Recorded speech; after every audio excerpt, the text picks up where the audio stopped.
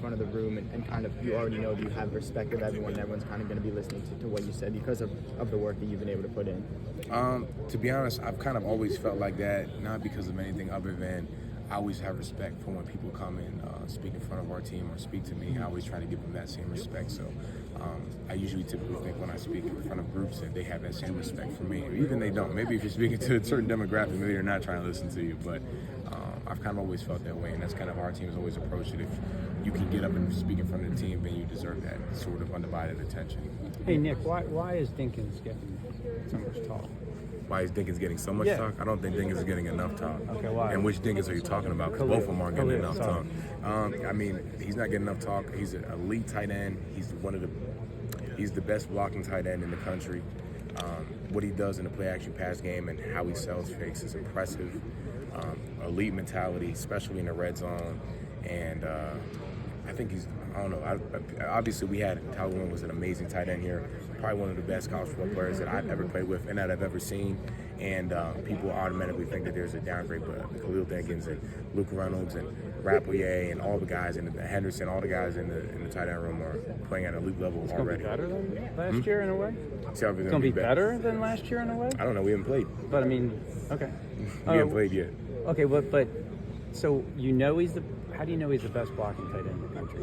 Based off of what he did last season, he was like, especially when you go and look in the film in playoffs, like he was just elite at blocking guys one-on-one. If it was even in pass protection, like fake gap schemes, great blocking guys like defensive end solo.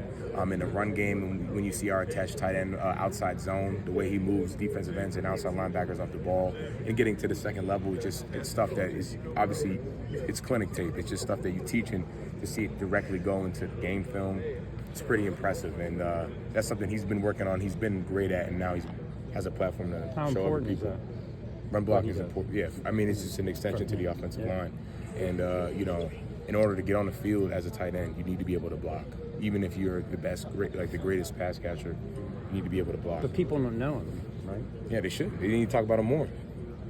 That's coming. Yeah, absolutely. Last question. You've obviously been here, through a lot of different teams, a lot of different coaches, a lot of different players.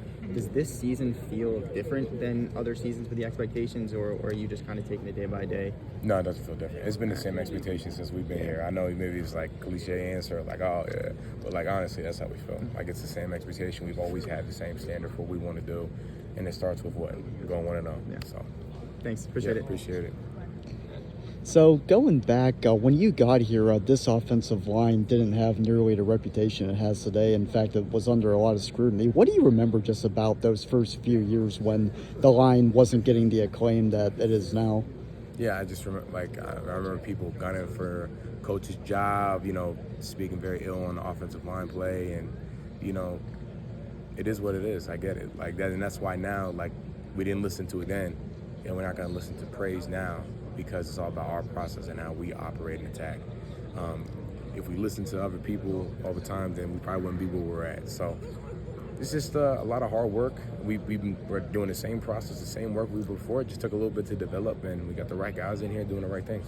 Would you say this is the best unit you've been a part of? Yeah, absolutely. It's the current unit I'm on, so it's the best unit. How much? Okay, so Venga, least body fat I've been told on all the linemen. He's making improvements here. Look at him. He looks good.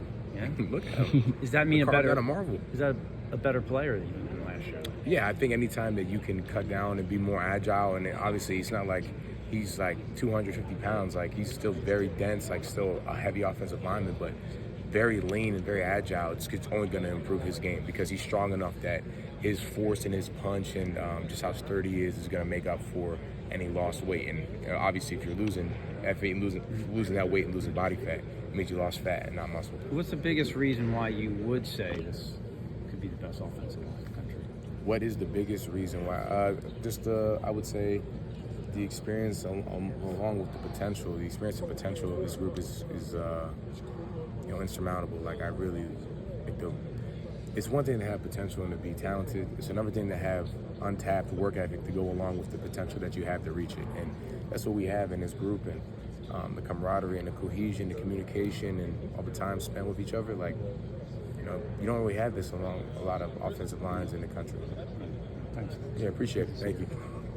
So was it a hard decision to decide to come back here? No, not really. I think I looked at like my pro prospects and had some options. Obviously, I don't really remember where I was, but whatever. I really was after we lost Orange Ball. I was like, I want to go out like that. That's not what I want, and nor could I have seen the potential of the guys coming back and what we were planning to do and not want to be a part of it. So it was pretty easy for me. So talking about what we were talking about Vega earlier, is he a guy that you could see going in the first round? Yeah, I mean, anyone on his team I could see going in the first round. He playing at Penn State in the elite program, top program in the country, and if you play in the elite level, then, But yeah, Venga's a first rounder, Shelby's a first rounder. Like, those are guys that have talent, work ethic, and, know all the X's and O's that, they're really impressing GMs and scouts come time in a couple months from now. What are some things that you guys do to get closer away from the football field, just like the line in general? We eat, go out to eat, hang out, play video games. What every regular college person probably does, just not football based. Any golf at all? Yeah, we golf too. We golfed a lot this summer. Guys were getting out there. Some guys don't, some guys do. It's hard to pick up, right? But, play some golf. We just did all kind of random activities. Just stuff to do in State College. Not too much going on in State College in the summertime now. A lot of people here expect us, so forced us to get together anyway. Are there any memories in particular just away from the football field that you're fond of?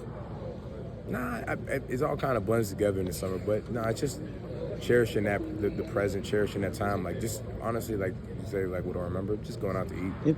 Barbecuing, just hanging out. That's all.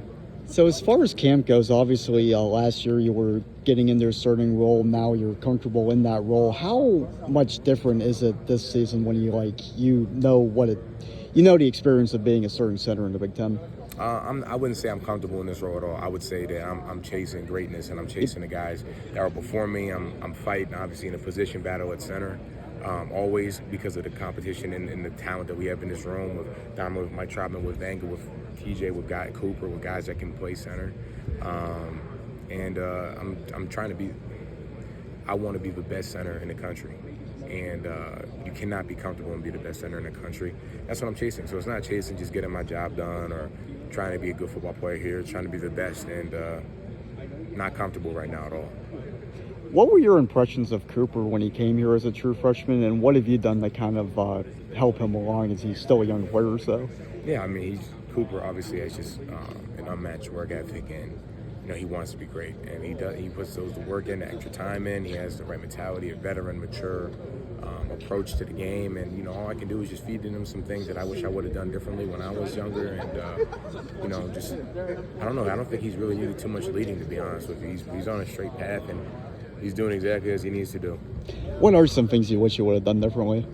I think I would have rather dialed in my nutritional plan when I was younger as compared to the last 2 years. I've been way more dialed on it, finding a more steady eating schedule and such like that. Probably studying the game even more. I mean, I studied our playbook, but I didn't study other looks and try to figure out certain tendencies in other teams and refining my studying for game plan and such like that. And I don't know, probably just being more present-minded, stop worrying about the future so much, stop worrying about NFL, stop worrying about all this other stuff. This is where I'm at, my feet are at right now. I'm above ground, they're not throwing dirt on me, so I'm alive. I should focus on that more.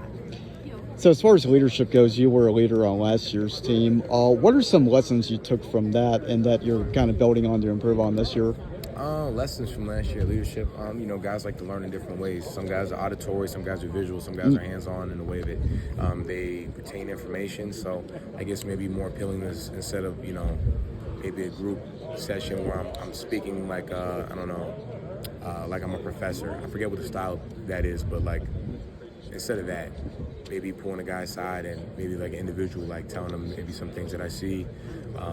Just different ways to teach and different ways to learn. And, probably another lesson is, I'm not as smart as I thought I was. Obviously, once you realize you're not as smart as you think you are, you get a little smarter. So probably that as well. You had to go for a lot, obviously, to get to where you are right now, a starter on a team that many feel can win the national championship. With obviously everybody knows about your dad. What do you hope and what do you think he would say about what you've done to get to this point? Yeah, just like anyone else who's had a supportive father in their life, or anybody who's had some sort of guardian figure in their life that has helped them get to where they are. Because I know that not everyone's blessed to have what I had in that situation. but just like anybody, you just hope that they're proud of you, that you're doing the right thing, and that you're living your own life, that you're not living your life for them, living your own life for you. Right.